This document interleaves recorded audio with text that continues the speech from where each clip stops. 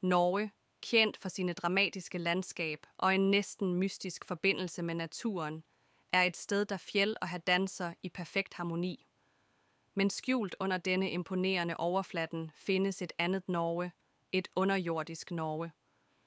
I dag skal vi udforske en fascinerende side af dette landet, tunnelerne. Tænk dig en verden, der fjeld ikke er hindringer, men portaler. Dette er Norge, tunnellenes land.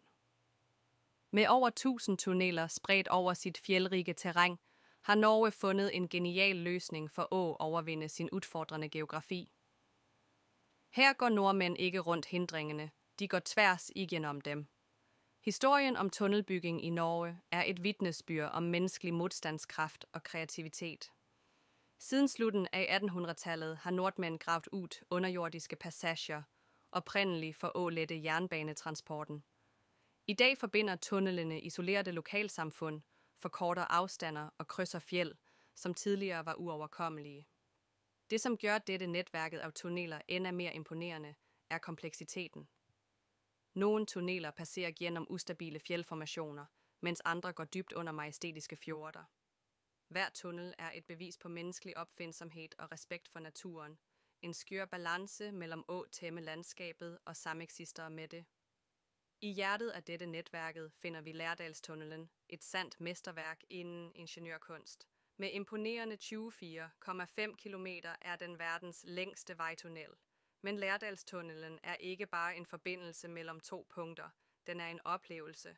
Når du kører ind i Lærdalstunnelen, bliver du umiddelbart omgivet af en unik atmosfære. Væggene, oplyst i beroligende nuancer af blåt og gult, skaber en næsten drømmelig stemning, designet for at reducere chaufførers træthed. Her mødes ingeniørkunst og psykologi for at sikre en tryg og behagelig rejse. Hvorfor bygge en så lang tunnel? Svaret ligger i Norges geografi. Landet er præget af fjeld og fjorder. Et landskab, som er både en udfordring og en inspiration. Lærdalstunnelen blev bygget for at forbinde Lærdal og Aurland, to regioner adskilt af fjeld, som tidligere krævede timevis med køring på svingede veje. I dag kan den samme rejsen gøres på bare minutter. Lærdalstunnelen er imidlertid bare en af mange. Hver tunnel i Norge har sin egen historie og hensigt. Nogen, som Ryfasttunnelen, går dybt under havet og forbinder øjer og byer. Andre, som Gudvangatunnelen, tilbyder spektakulære udsigter over fjorder og fjeld ved udgangen. Det er næsten som om hver tunnel er en bro til en ny verden. Men tunnelerne handler ikke bare om praktiske løsninger. De repræsenterer også et stærkt engagement for bærekraft. Ved at forkorte afstander og reducere drivstofforbrug bidrager tunnelerne til at kutte karbonudslip. I et land, der naturen er så højt værdsat, er dette af stor betydning. At bygge tunneler i Norge er imidlertid alt andet end enkelt. Terrænet er ofte ustabilt, med fjeldformationer, som varierer fra harde til skøre.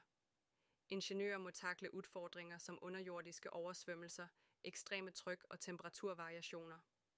Hver meter, som graves ud, er en sejr over naturen, men også en påmindelse om at vise ydmyghed.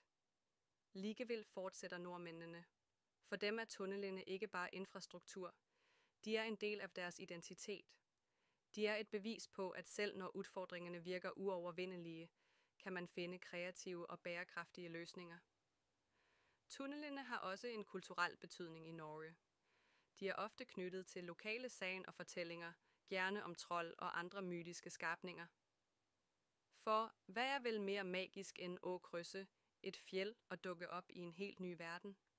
Næste gang du tænker på Norge, husk at dette er et land, som ikke bare fejrer naturen, men som også arbejder i harmoni med den. Og et sted under et fjeld eller gennem en fjord venter en tunnel på at blive udforsket. En invitation til at opdage ikke bare hvad, som ligger på den andre side, men også hvad, som bor i os. Nysgerrighed, mod og evnen til at gøre det umulige muligt. Ligte du denne rejsen gennem Norges underjordiske verden? Abonner på kanalen og bliv med på flere utrolige opdagelser.